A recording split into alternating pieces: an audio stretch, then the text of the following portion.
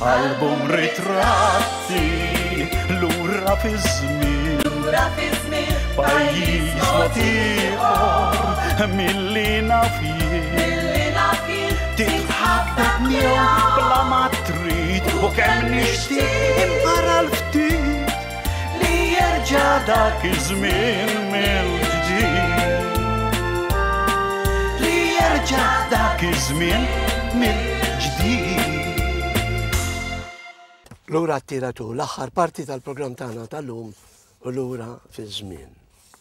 F'din il-parti se noħdukom ġewwa ir-Renju Unit fl-1963. F'Malta bħalissa fit-toroq tagħna għaddejjin minn żmien fejn qed naraw ħafna xogħol strutturali anki fit-toroq tagħna. Dina hija xi ħaġa li fl-1963 kienet għaddejja minna l-Ingilterra u r-Renju Unit. Se nurrukom dokumentarju dwar din il-biċċa xogħol, dwar it-trasport, dwar kif ġewwa r-Renju Unit it-toroq inbidlu saret rivoluzzjoni biex jakkomodaw iktar traffiku. Se nisimgħu din il-frażi: high, wide and faster.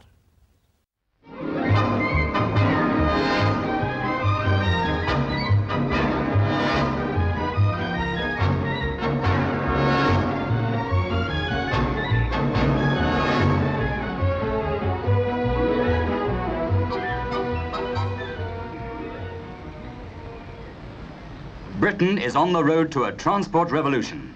A long drive in which planners' dreams turn into concrete on such spectacular new routes as this M6 motorway viaduct, spanning road, river, rail and canal at Gathurst in Lancashire. And this in the south, where 2 miles of columns like these will carry the M4 over part of the Great West Road to London Airport and speed journeys for air travellers as well as road users. Compared with the rest of Europe, we're late starters, but Britain today has 1,000 miles of motorways either built or planned, part of a £100 million a year programme needed to keep up with a hurrying world for a growing population that's both busier and better off. By 1970, it's likely that the cars on Britain's roads will have doubled to some 13 million, and by 1980, there'll be between 16 and 18 million.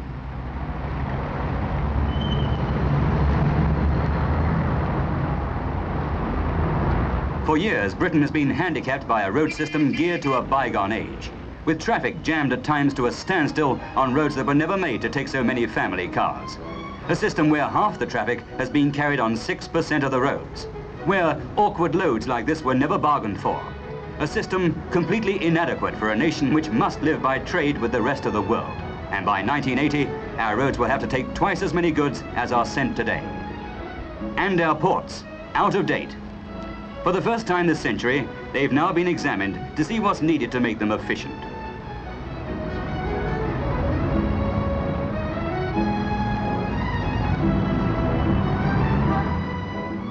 On the railways, the same story. An archaic system laid down by cheap labour in the age of Victoria, forming what's been called the most extravagant railway system in the world. But now, modernisation and efficient new marshalling yards like this at Carlisle, one of the most advanced in Europe. Setting the railways on the right lines means a revolution in itself. In London alone, there are 12 mainline stations against 2 in a comparable city, New York. On the other hand, the southern region of British Railways alone carries more passengers than all the major railways of America and Canada put together, and they nearly all want to travel at the same time.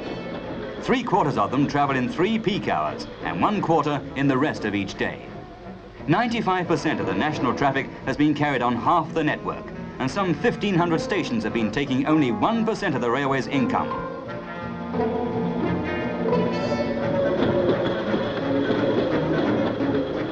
Under the Beeching plan for hauling the railways into modern times, the idea is to stop losing money on services that aren't used and to concentrate on those that are needed.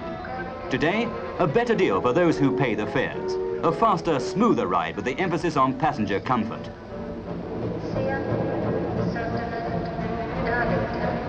This is the Midland Pullman, one of the expresses that is helping to give the railways their new image. It's powered by two 1,000 horsepower engines and does the London to Manchester run through Derbyshire in 3 hours, 10 minutes.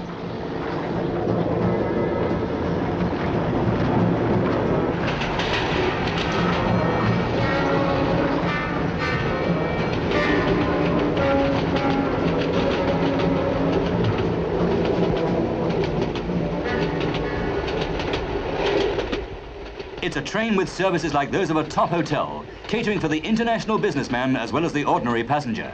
You can even wine and dine on credit. And instead of having to peer out of the windows to know where you are, the conductor tells you over the loudspeaker.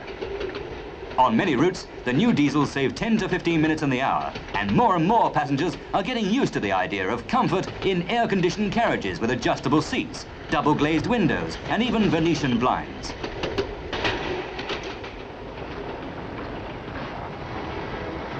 And they're out to win freight from the overworked roads.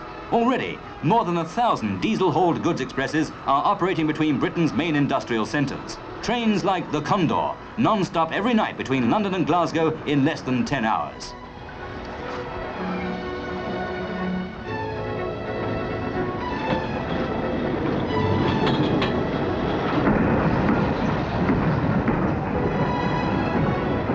It's from this headquarters in South London that the revolution in Britain's transport, road, rail and ports, is planned, where the long-range forecasters of future conditions must come to grips with the problems of the 1970s and 1980s to keep a nation on the move.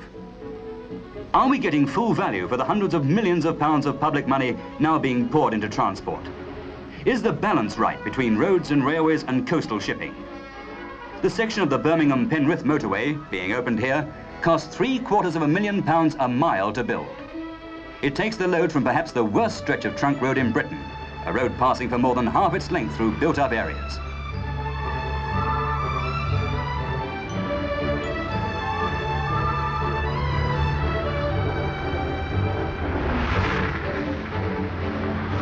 Carrying the M6 motorway over the River Mersey and the Manchester Ship Canal is the £5 million Fellwall Bridge, the biggest yet built on the motorways, more than 3/4 of a mile long with 36 spans.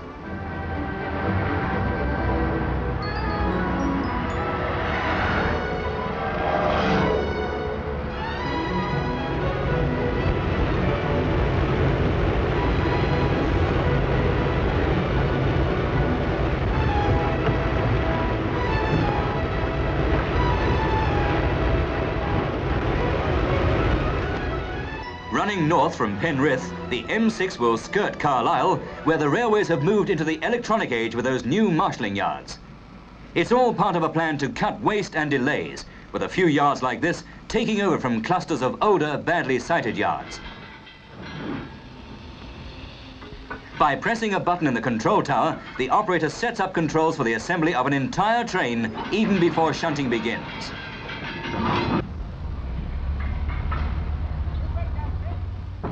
And who'd have expected the day would come when engine drivers would have their own two-way radios. With aids like this, it's possible to sort a train of 50 wagons in 7 minutes, or deal with 250 trains a day. It may look like a schoolboy's model railway, and the controls, even the braking, seem just as simple. But each of those wagons is weighed in tons. In the race to speed freight, the railways are also going in for radar, tape recorders, and closed-circuit television. Another idea, merry-go-round coal trains moving continually between pitheads and power stations, saving time on turnaround and on loading and unloading.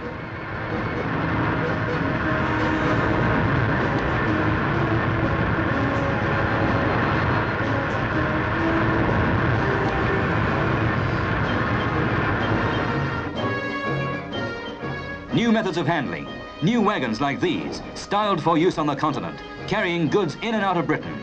They're part of the transport revolution that's using new ideas and new techniques on a scale undreamed of even a short time ago.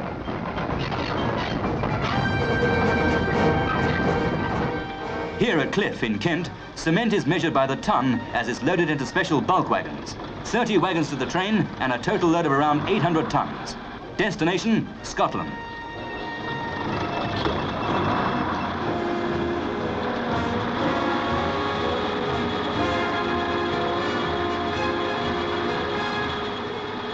When emptied, the wagons are worked straight back to Kent, a round trip of 900 miles taking 44 hours. As Britain's trade grows over the years and more goods must be moved more efficiently, a third branch of the transport network will have to come up with the times. Britain's ports. Here at Liverpool is one of the few major developments of recent times, the Langton Canada Lock, a £20 million new entrance setting the pattern of things to come. But the fact is that Rotterdam has more deep water berths for large cargo ships than the whole of Britain.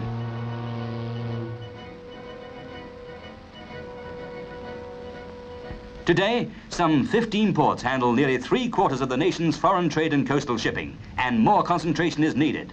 High on the list for development is Southampton, home of those prestige liners of the Atlantic, the Queens, and in the eyes of the planners, a natural tradesman's entrance into Britain. But new docks take years to build, and time is vital.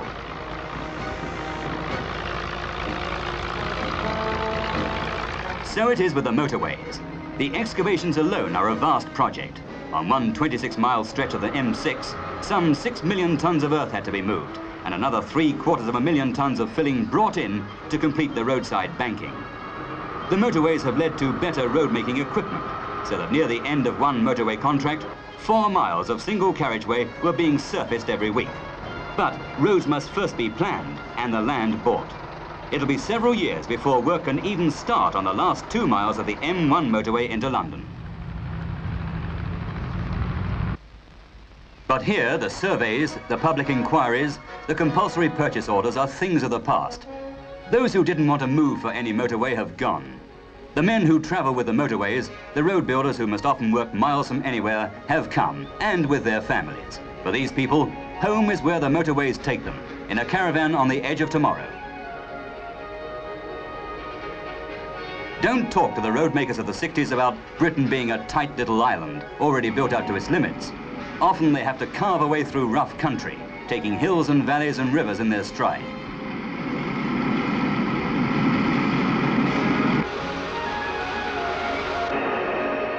Here, on the heads of the Valley Road in South Wales, where conditions are among the hardest in Britain, they're spanning a gorge.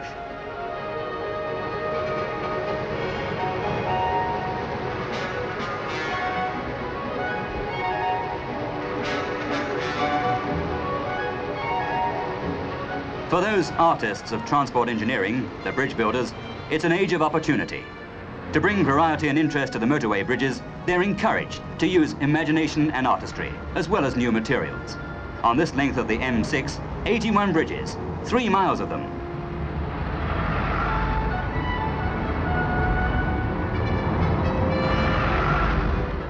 Bridges with facings in concrete, brickwork and masonry. Steel bridges in a range of colours. And here, the road shoulders have been coloured to contrast with the traffic lanes.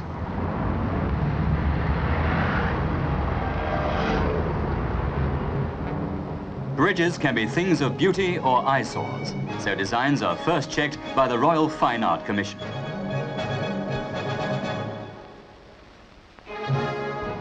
Is there another Brunel among today's bridge builders?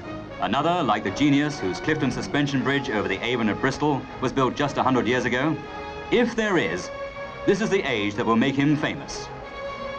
The new and exciting Forth Bridge, a 1.5 mile long suspension bridge whose main span of 3,300 feet will be the 4th longest in the world.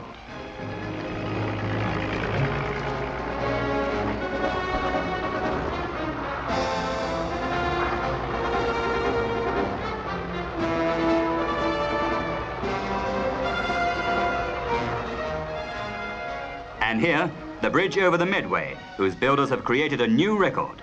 They've made the world's longest cantilever span in pre-stressed concrete, 500 feet. Such achievements cost more than money. There's a toll in human life among those who work to make the transport revolution a reality. There are some accidents that can't be avoided.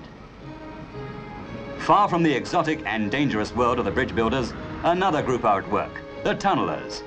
Nearly 30 years after the world's longest road tunnel was opened under the Mersey, they've burrowed this road under the Thames, linking Kent and Essex between Dartford and Purfleet. The cost, £11 million. The saving, in time and temper, immeasurable.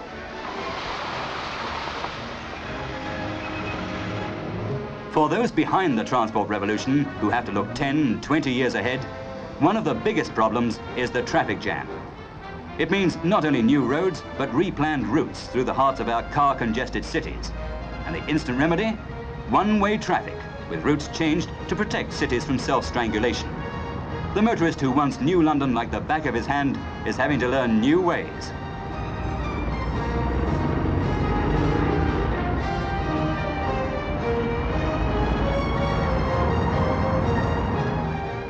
And he'll have to get used to new traffic signs and symbols. It's the continental look for the future.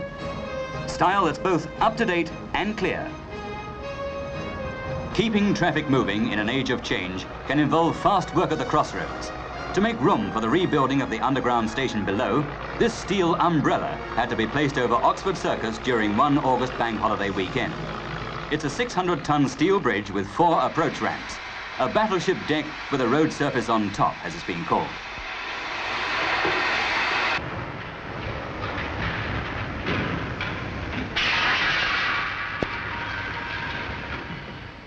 "65 hours later, the morning after bank holiday, the temporary circus, with a 3-year job to do, was open to traffic after a round-the-clock operation.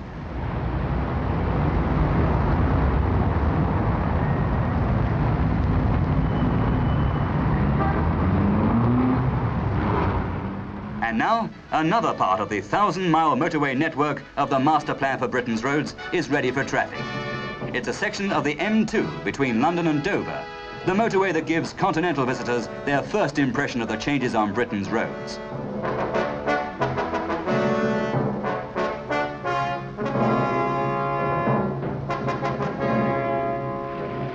When the motorways are completed, every 25 miles of road will have its own service area where motorists can pause to refuel their cars and themselves, and the refreshment is strictly non-alcoholic. This mosaic shows the Medway area and the M2. Each service area is due to have self-service snack bars, lorry drivers' pull-ins, and a luxury restaurant. And already there's a motorway vogue in leisure pursuits among those who like to dine out while watching the cars go by.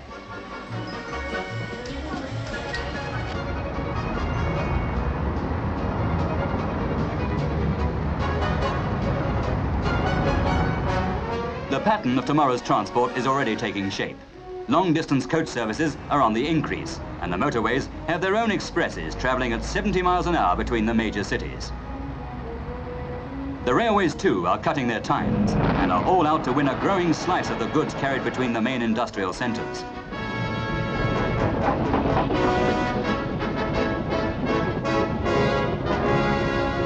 Private motoring is also moving into a new era, the age of the 2-car family.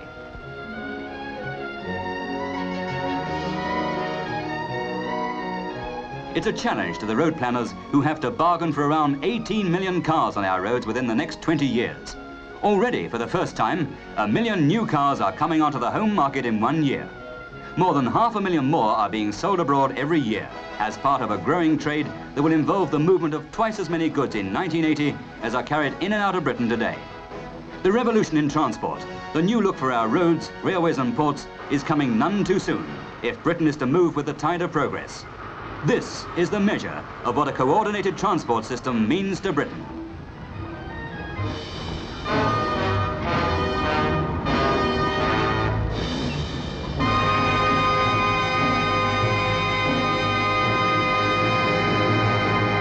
ليرجع ذاك الزمن من جديد.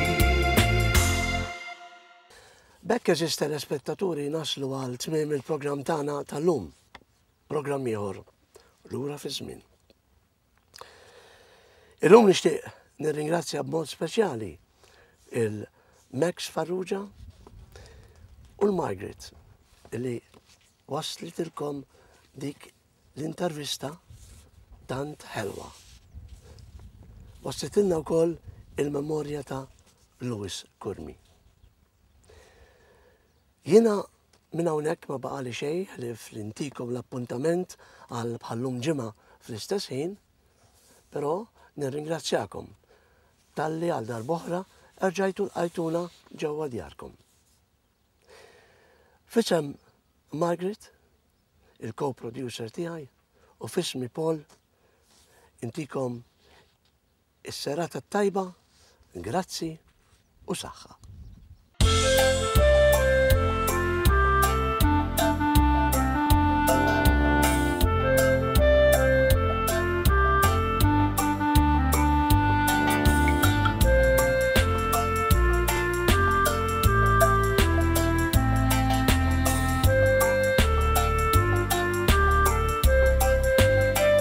Album ritratti, lura Fiz-Zmien, pajjiż motiħor, millina fien, titħabbek miegħu bla ma trid, u kemm nixtieq ara l-ftit li jerġa' dak iż-żmien mill-ġdid.